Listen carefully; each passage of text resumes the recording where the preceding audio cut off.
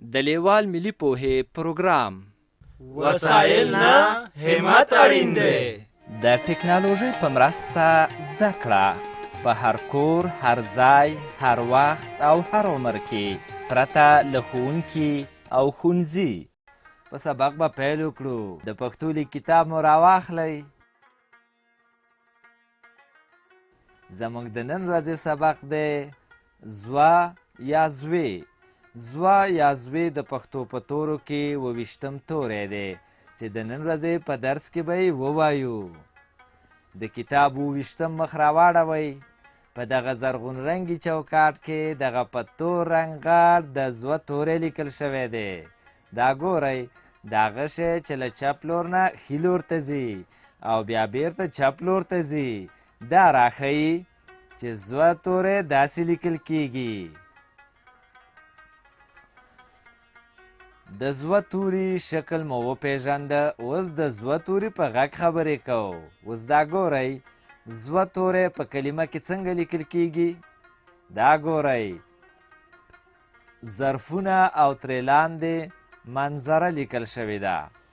دا ګورئ، د ظرفونه په نوم کې یو ځلې د زوه توری راغلی او د منظره په کلمه کې هم یو ځلې د زوه توری راغلی چې په شنه رنګ لیکل شوی دی. زوه د ظرفونه د کلمې په سر کې د لیکل شوي زوه توري غږ دی لکه ظرفونه. تاسې ووایئ ظرفونه، بیا ووایئ ظرفونه. د منظره په کلمه کې د زوه توري د غږ شکل په منځ کې راغلی دی لکه منظره، لکه لحاظ، لکه ظرفونه، لکه منظره، لکه واعظ. ما څو ځلې کلمه یاده کړه. کلمه څه ته وایي؟ د څو تورو له یو ځای کېدو کلمه جوړیږي لکه منظره. شاباس. اوس مو چې د زوه د توري غږ پیدا کړ، په دې هم ځان وپوهوئ چې د زوه توری له نورو تورو سره د تړلو پر وخت په سر، منځ او پای کې شکل بدلوي. د زوه توری په لیکنه کې 4 ډوله راځي. اول یوازې په خپله، دویم زوه توری له بل توري سره په سر کې تړلی لکه د ظرفونه په کلمه کې. دریم زوه توری له بل توري سره په منځ کې تړلی لکه د منظره په کلمه کې. څلورم زوه توری له بل توري سره په پای کې تړلی لکه د واعظ په کلمه کې. اوس دا ګورئ، زوه توری په کلمه کې څنګه لیکل کیږي. دا ګورئ، ظرفونه او ترې لاندې منظره لیکل شوې ده. دا ګورئ، د ظرفونه په کلمه کې یو ځلې د زوه توری په سر کې د ر له توري سره تړلی راغلی دی. د منظره په کلمه کې هم یو ځلې د زوه توری په منځ کې د نه او ر له تورو سره تړلی راغلی. ګورئ، دا بل زرغون رنګي چوکاټ کې ظرفونه رسم شوي دي. پوهیږئ چې ظرفونه یې ولې رسم کړي دي؟ اندېښنه مه کوئ، زه یې درته وایم. دا د دې لپاره چې د ظرفونه انځور مو په ذهن کې ښه ځای ونیسي او په تورو د ظرفونه د کلمې لیکل یاد کړئ. د ظرفونه کلمه له 6 تورو جوړه شوې ده. زوه، ره، فه، وه، نه، ه توري چې سره یو ځای شي نو ظرفونه لوستل کیږي. که زوه، ره، فه، وه، نه، ه توري پیوسته وویل شي نو ظرفونه کلمې ته غږ نږدې کیږي. دا ګورئ، د منظره کلمه له 5 تورو نه جوړه شوې ده. ما، نه، زوه، ره، ه. د ظرفونه او منظره په کلمو کې مو زوه توري لیکل ولیدل. اوس به د زوه توري د سبق نورو برخو ته راشو. دا سور چوکاټ وینئ چې پکې لیکل شوي دي د زوه کارونه په جمله کې. ښه نو، تاسې غواړئ د جملې په معنا ځان پوه کړئ. د جملې په معنا مو پوهوم. ښه، ورته ځیر شئ. جمله د یو څو کلمو یو ځای کولو ته وایي. لکه دا ظرفونه دي. اوس لاندې دا تور چوکاټ وګورئ.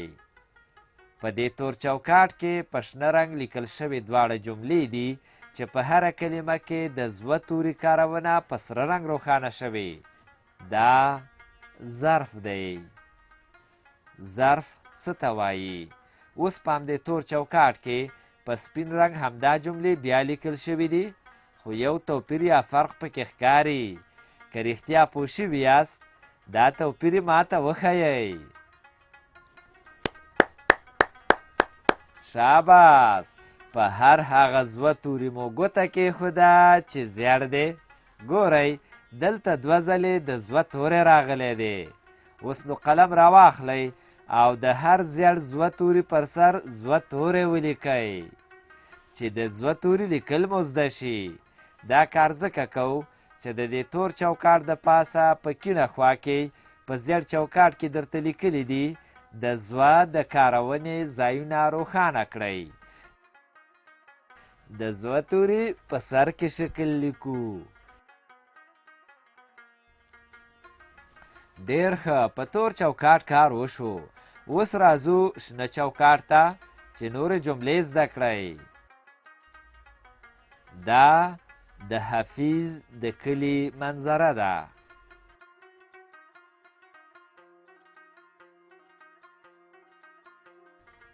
په شنه چوکاټ کې وګورئ دلته جملې په تور رنګ او هر د زوه توری په سره رنګ راغلی دی. اوس په همدې شنه چوکاټ کې په سپین رنګ همدا جملې بیا لیکل شوي دي.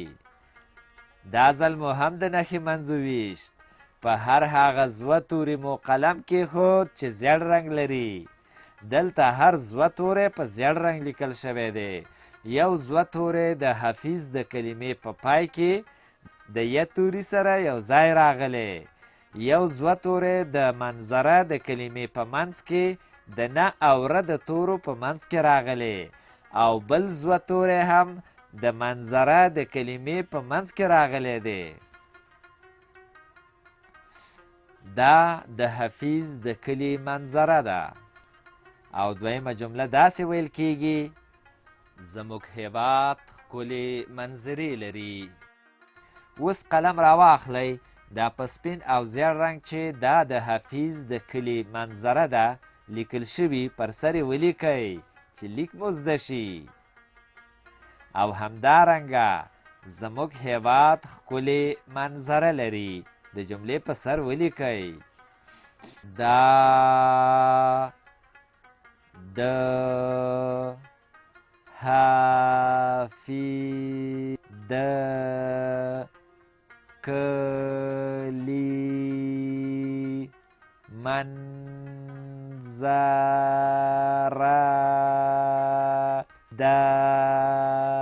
زموږ هیواد ښکلې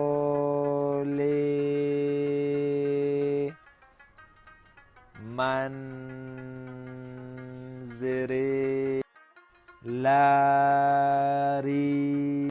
اوس به راشو سره چوکاټ ته. دا پورتنۍ ټولې جملې پکې راوړي دي. ظرف څه ته وایي؟ دا د حفیظ د کلي منظره ده. زموږ هیواد ښکلې. د همدې جملو تر څنګ یې بیرته همدا جملې لیکلي دي، خو توپیر یې دا دی چې په هر شنه او تور چوکاټ کې هر زوه توری په مختلفو رنګونو راغلی دی، خو په دې سره چوکاټ کې ټول توري په سپین رنګ لیکل شوي دي. اوس نو قلم راواخلئ د دې سپینو جملو پر سر ولیکئ چې لیکل مو زده شي. که زده مو نه وي نو دا سبق له ځانونو سره بیا بیا واورئ. دا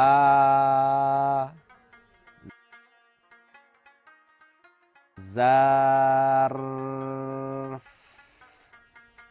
دی. ظرف څه ته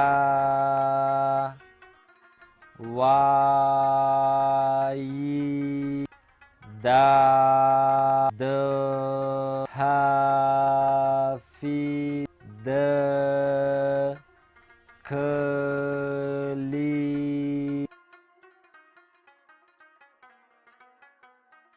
دا زموږ هیواد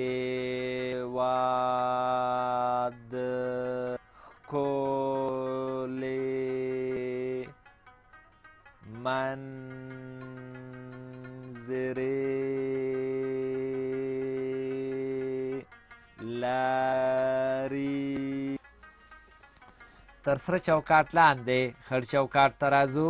د خړ چوکاټ په سر کې د لاس او قلم نښې او د تمرین کلمه ګورئ چې په سره رنګ لیکل شوې ده. ورخطا کیږئ ما، د تمرین په معنا مو هم پوهوم. د یوه کار بیا بیا کولو ته تمرین وایي. په تمرین سبق ښه یادیږي. که تاسې د یو شي نوم یو ځلې واورئ کیدی شي لږ وخت وروسته درنه هیر شي، خو که څو ځله یې واورئ بیا مو په یاد کې ښه پاتې کیږي. اوس چې د تمرین په معنا پوه شوئ راځئ چې تمرین وکړو. تر تمرین لاندې په ټکو ټکو باندې څو ځله د زوه توری لیکل شوی دی. د دې هر یو زوه توري د پاسه زوه توری ولیکئ. کله مو چې هر زوه توری ولیکه کیڼې خواته ځیر شئ، 4 جملې په ټکي ټکي خط لیکل شوي دي. د هرې یوې جملې د پاسه هم لیکل وکړئ چې دا ټولې جملې مو په یاد کې پاتې شي. دا ظرف دی. ظرف څه ته وایي؟ دا د حفیظ د کلي منظره ده. زموږ هیواد ښکلې منظرې لري. بیا په همدې خړ چوکاټ کې 2 کرښې ګورئ. زه پوه شوم چې اوس زده کړه شوي یاست. دلته اوس په شنه کرښه د یوازې زوه توري تمرین وکړئ. د زوه توري یوازې شکل لیکو او په سره کرښه د بل توري سره د تړلي زوه توري تمرین وکړئ. په زیړه کرښه دا ظرف دی ولیکئ او په توره کرښه ظرف څه ته وایي ولیکئ.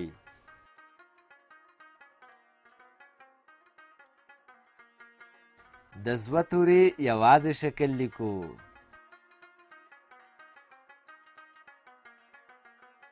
د زوه توري یوازې شکل لیکو.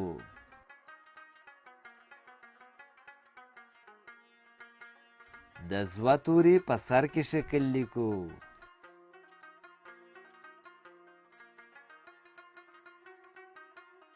د زوه توري په سر کې شکل لیکو. د زوه توري په منځ کې شکل لیکو. د زوه توري په منځ کې شکل لیکو. د زوه توري په پای کې شکل لیکو.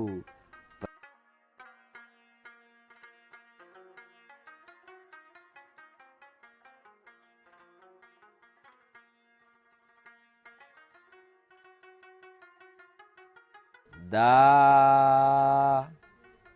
ظرف دی. ظرف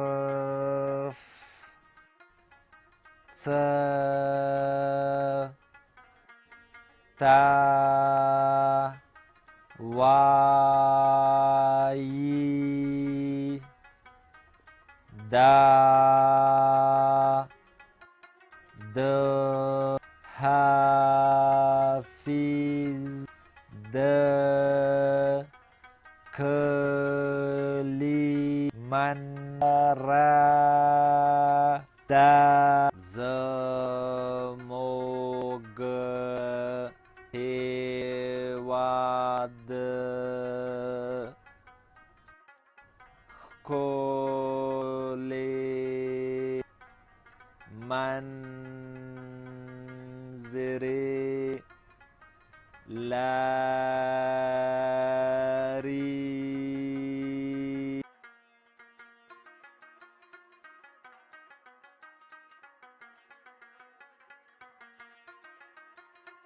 د زوه توري یوازې شکل لیکو.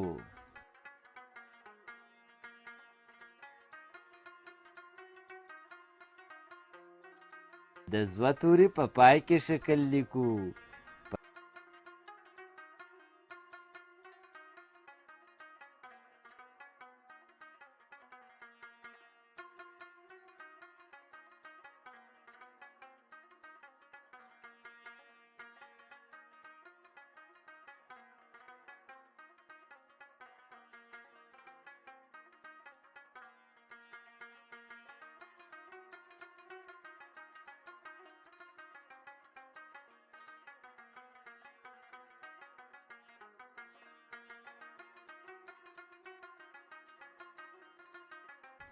په دې لوست کې مو زده کړل د لیک په وخت کې د زوی توري شکلونه لکه لحاظ، ظرفونه، منظره، وعظ یوازې داسې لیکل کیږي.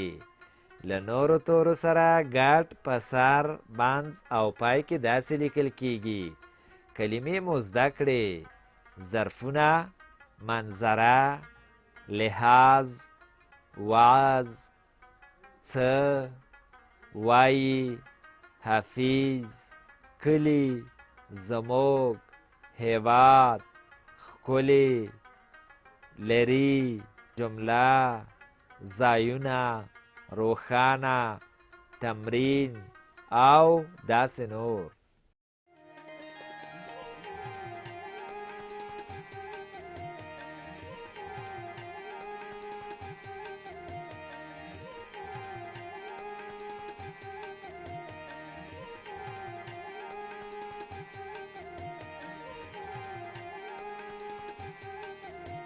له دې ویډیو سره د لیک کتاب په زده کړه کې ډیره مرسته کوي. د کتاب ترلاسي لپاره پته ده LLS@leval.com 003 280 40 د نورو معلوماتو لپاره لیوال د لرې ښوونځي تګلاره وګورئ.